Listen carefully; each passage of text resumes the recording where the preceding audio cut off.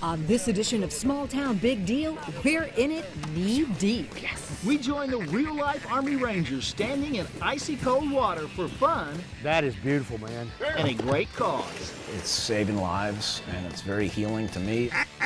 Find out how a day in the blinds is the best medicine for these American heroes. Woo-hoo-hoo! And then, It's an iconic toy. Why the toy you loved as a kid has one of Maine's small towns buzzing with excitement.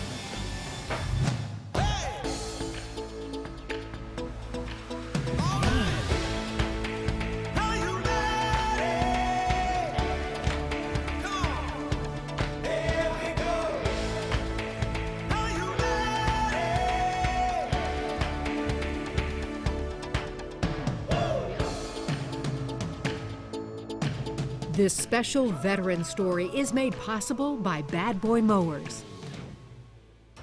Welcome to Small Town Big Deal. I'm Rodney Miller. I'm Jan Carl. And we have with us today Mallory Lindsay from Bad Boy Mowers. And we're in Central Arkansas, home of Bad Boy Mowers and world-class duck hunting. In fact, people come from all over to enjoy the outdoors here. And nobody has earned the R&R more than the warriors you're about to meet. It's a familiar scene for soldiers, crouching in freezing waters, peering through branches, camouflaged from the eyes in the sky. But today, these men won't see combat. Today, they're on the lookout for dive-bombing waterfowl. More importantly, they are looking out for one another. What I think we provide is the tranquility, the peace, and just a safe place to talk openly, really about anything that you want to talk about.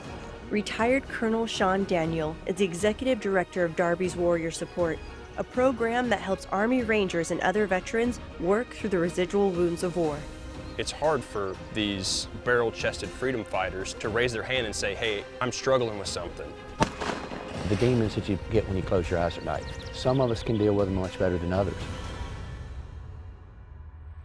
Colonel Daniel was a company commander on the first plane of paratroopers to leap into Afghanistan following 9/11. He went on to complete 8 combat tours. He knows firsthand the damage that can do to body and mind. I started thinking about some of the things I'd done and some of the things I'd done and cheered about. So I got in a really dark place. Sean recovered due to therapy and getting back to nature with weekend duck hunts alongside his fellow Army Rangers. We're about an hour east of Little Rock, near the small town of Biscoe. Sean grew up in this area of Arkansas, a place where duck hunting is more like a religion than a sport. He and his fellow veterans soon realized just how therapeutic a weekend on the water can be. I knew what it meant to us, and I knew what it could mean to other people, and I knew what those other people were sacrificed. So we decided to share it. Slowly, Darby's warrior support was coming to life. Woo-hoo-hoo! Did we get him? Good shot. Since then, hundreds of special operations soldiers have been treated to an all-expenses-paid weekend hunting or fishing in Arkansas. Statistics say that there's 22 veterans a day killing themselves. You think about that number and it's crushing. So we have prided ourselves, and I hope we can continue this streak of anyone we've had here so far has not committed suicide. That is extremely encouraging, and while they don't claim to have the solution, clearly they are doing something right. And they are determined to do more. The charity now owns or holds the rights to nearly 4,000 acres, and taking care of it is the year-round job of another wounded warrior, Nick Newart, deployed twice to Iraq and 6 times to Afghanistan. We focus a lot of attention on conservation efforts. We're managing farm fields, food plots, and stuff like that, but it's all devoted to a successful hunt and a good experience for the guest. The truth is, this is not our first time at Darby's hunting grounds. We were here in the summer to help clear the way for a major upgrade. We've broken ground on a 10-bedroom lodge with an 8-acre lake and 2 pistol bays, a 100-yard rifle range, a sporting clays range, and more than just for hunting season. All right, boys, time to get to work. Fortunately, Mallory brought some bad boy equipment to make the work a whole lot easier. This is probably one of the most rewarding experiences of my career, to actually make a difference and get my hands dirty while using the tools that I love. We've had a lot of great supporters, great sponsors, great donors, but one of our biggest supporters and long-time supporters has been Bad Boy Mowers. Bad Boy recently donated this awesome 35 horsepower tractor, which is a huge help moving blinds and clearing the way for the new lodge. When the summer heat is gone, huge pumps will run day and night covering these fields with up to 18 inches of water. So it's a lot easier to get the blinds in place before the flood. And each blind is given a very meaningful name. We decided years ago we were going to name the blinds after Special Operations fallen soldiers. The Merrill Hole is named after Frank D. Merrill. He was in World War II of Merrill's Marauders. Tom Bostic, some of us knew him when he was enlisted. He went to OCS, became an officer. And then in Afghanistan, he was killed in a firefight. He was just a great American, great guy, and that's one we wanted to name you after. The sun rising over this land is in stark contrast to what these warriors have had to endure. It provides a powerful environment for healing. When we come back, let the hunt begin. We tag along as real-life heroes reunite on a frosty Arkansas morning. This special veteran story is made possible by Bad Boy Mowers. Welcome back to Small Town Big Deal from the wilds of Central Arkansas. Bad Boy is excited to share this very special veteran story. We've joined some true American heroes as they enjoy a weekend of fun and brotherhood thanks to Darby's Warrior support. The group got its name from Colonel William O. Darby, an Arkansas native who organized the very first Army Ranger Battalion. Colonel Darby lost his life fighting in Europe in World War II. His bravery and patriotism are exemplified by the men DWS supports today. October 2001, Kurt and Chad and Adam and I loaded a C-130 with 195 of our closest friends and parachuted into southern Afghanistan to start the war. They're all just great Americans. Now, Command Sergeant Major Kurt Donaldson, Command Sergeant Major Adam Nash, Chief Warrant Officer Chad Carpenter, and Captain Michael Shannon have re-enlisted with Colonel Daniel to go on patrol for ducks. We've served together. We fought on the same piece of terrain overseas. You share intimate experiences like that, and you get to share something else equally as special. That's what it's about, bro. Without the danger. The ducks don't shoot back at you. All right, pull. There it is. Guests arrive on Friday in time to get in some training on the skeet range. Then it's time for all of us to gear up to prepare for the next morning's hunt. Ready to go. It's going to be cold enough tomorrow that you're going to probably want to wear your neck gaiter. It's a ready room, and it's very similar to what they were seeing in Iraq and Afghanistan. The name's on the locker, and it's got their size waders and all their stuff, and they're like, wow, this is a first-class opportunity. Oh, these are nice. There we go. There's also no shortage of really good food during this operation, starting with Darby's special duck poppers, a duck fillet with jalapeno and cream cheese wrapped in bacon. Then the meal and the old war stories begin. And the other one had the warhead with an RPG, and they were trying to pull it apart. Remember that? And the whole battalion, I mean, this is 1,000 dudes. Go, forward, right. There's a lot of this downtime during the weekend. That allows for the special moments they call the magic. And I guess they were just having a special moment within the group, and he came out and he goes, Sean, I can't tell you what this means to me. And he sees the tears down his eyes and gives Sean a big hug, and Sean's like, the key is a lot of people don't realize they need this. We all kind of had our struggles, like even the guys I'm here with this weekend that can help a fellow brother out if he is struggling, and give him avenues to really pick himself back up.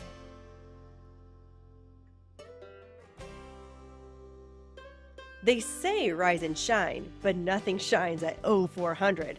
Way before sunup, the troops load out to the hunting grounds. Everybody piles into ATVs for a cold, wet ride to the blinds. And everyone pitches in, pitching decoys onto 18 inches of freezing water. These only ducks that I think I'm gonna bag today. Drop the anchor and stomp on it. Right before the sun came up this morning, it was as good as it gets. We had a clear sky. It was 25 degrees. We had a dog sitting in the stand, rearing, ready to go, and the sky was full of ducks. It's kind of my favorite part of the morning, just to sit back and acknowledge how blessed we are. It was just absolutely beautiful this morning, and the birds was just silhouetting on the background of it, and it was just absolutely magical.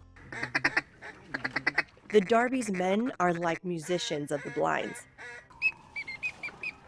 Their calls sound so realistic, and they vary by species.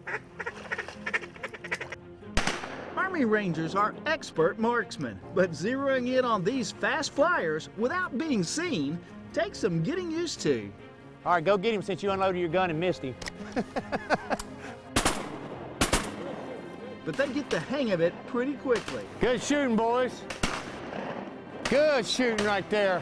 You know, sharing that experience with somebody that's near and dear to your heart, hanging around your brothers, that's what I think is special. The Darby's team are conservationists as well as hunters. 4, 5, 6 more mallards. They strictly adhere to legal limits, and all the meat is shared among their guests and their families. All the men agree it doesn't take a successful hunt to make for a successful weekend. It's about being together and helping a fellow veteran who might be in need. So the people that are getting through the door here have lived a pretty hard life for a pretty long time to come out and be able to come out for a weekend and go hunt some ducks and have some camaraderie. This is the best mental health that you could get. Go hang around with your buddies, maybe that you haven't seen in a couple of years, whatnot. Reignite that relationship, that friendship. Share some tough conversations. It's saving lives, and it's very healing to me, and to watch the healing that goes on it's priceless. Perhaps the DWS motto says it best. Nature heals. It's that simple. The warriors of Darby's have already given so much, yet they continue to serve and support our nation's most precious asset, the American veteran. They're just rock stars. They're as fine of men as walking the face of this earth. And what they've done and the sacrifices they've made and their families have made, never be known. Never be known. Lincoln Logs are just as much fun today as they were when you played with them. Why the toy you loved as a kid has one of Maine's small towns buzzing with excitement.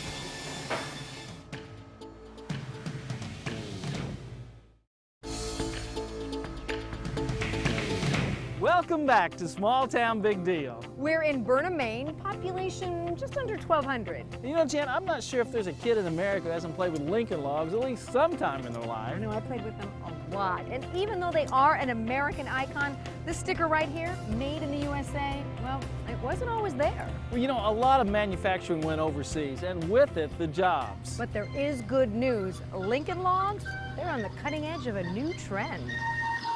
Lincoln Logs are just as much fun today as they were when you played with them. And they're still made of wood.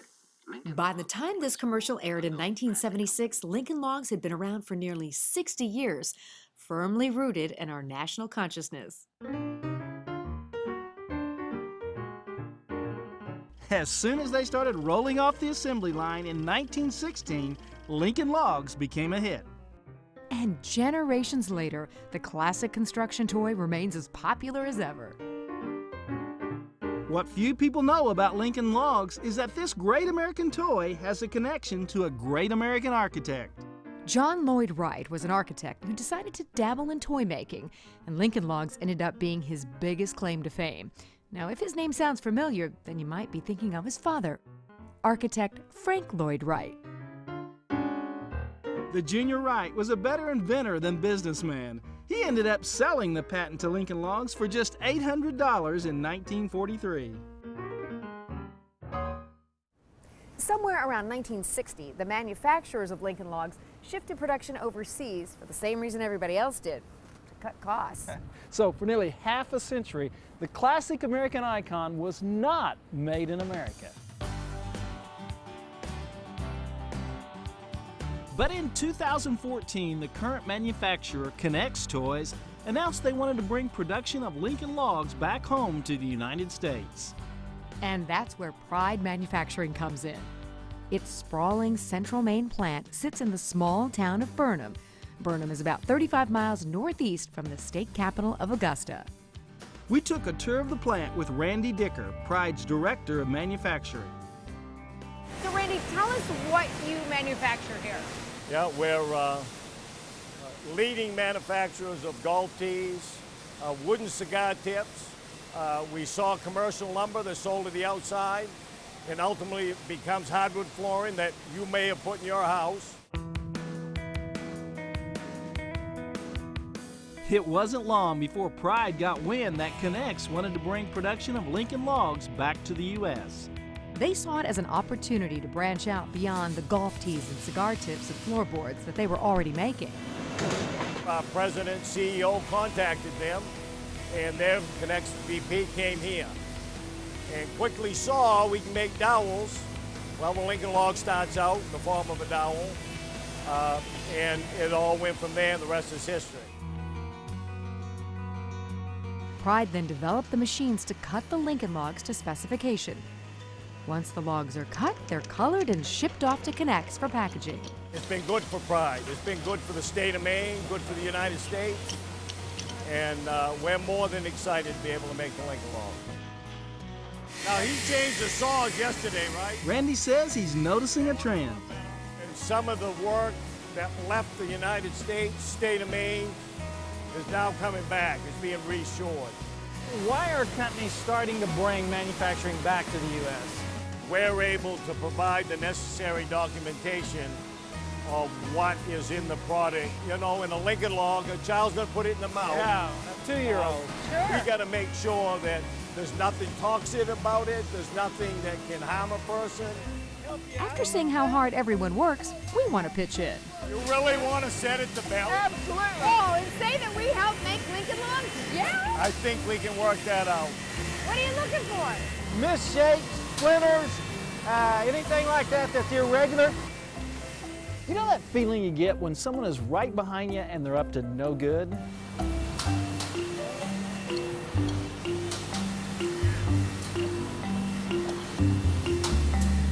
Hey, this is too fast. Did you tell him to turn that up? Hey, come on!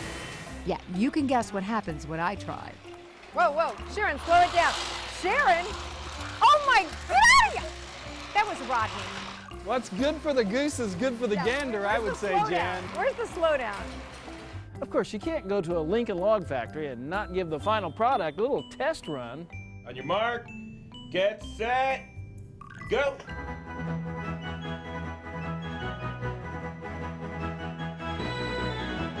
You know, I'm pretty handy when it comes to building things. So I made a fence, I made a corral.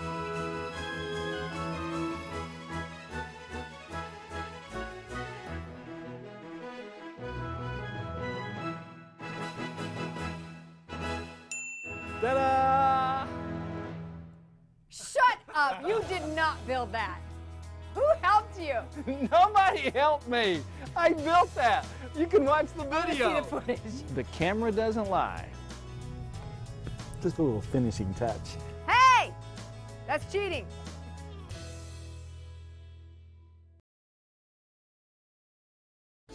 Welcome back to Small Town Big Deal. We hope you've enjoyed this episode of Small Town Big Deal. I mean, I love Made in America. I loved Lincoln Logs as a kid. I mean, it was a win-win for me. Yeah, I don't know. Who won that competition between us? That was not a win for me. Oh, that was a win for you. I knew one that was funny. Yeah, you know, you won, you won. But the real winners here in Arkansas, of course, are the veterans who get to come to Darby's Warrior Support. Oh my gosh, it's so good to see people giving back to those who've given so much to us, and Darby certainly is doing that. That's right, we thank all veterans for their service, and we thank Bad Boy for sponsoring that segment. I'm Rodney Miller. And I'm Jan Carl. Join us again next week when once again we celebrate the great stories from across America. If I'm the wimp of the group and I brought electric socks, I won't get electrocuted, right? No, ma'am, you will not. Okay, As cool. long as your waders don't leak, which if they leak, we probably have bigger problems. Oh, I'm all twisted. Thanks. Pull it on. Now, I think there was a sock in that one.